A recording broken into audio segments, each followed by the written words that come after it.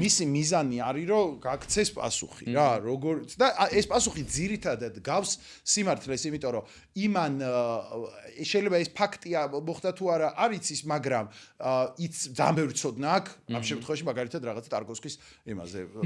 სტილზე და რაღაც ძალიან ბევრი ცოდნა აქვს და იმ არასწორ პასუხსაც შეგილამაზებს და სწორად გეტყვის სხვანაირად უბრალოდ ვერ შვება რა და ეხა მან რას დაუწყებს აი ენაზე არ არის ეგ სახიფათო შენ რო რაღაცაში ვერ ერკვევი ის რო გაუბერავს ხო ვერ ხვდები რომ გაუბერა რა და როცა ერკვევი ეგრევე ხვდები რა რომ ამბობენ რომ რაღაცა AI-ს ესე რომ ბრმად ვერ ენდობი და რაღაცა თითქოს ადამიანს შეგიძლია ბრმად ენდო რაღაცა ეს ნამდვილად მასკის ფრაზა არის წეგან გავიხსენე რაღაცა არ ვიცი მასკის იყო თუ არა ეს ნამდვილად მასკის არის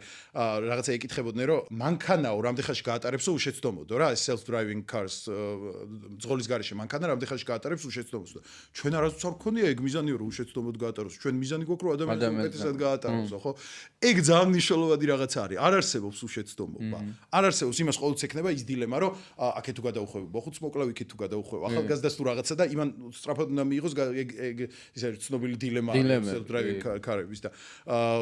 ხო და მაგრამ ადამიანზე უკეთესად უნდა გააკეთო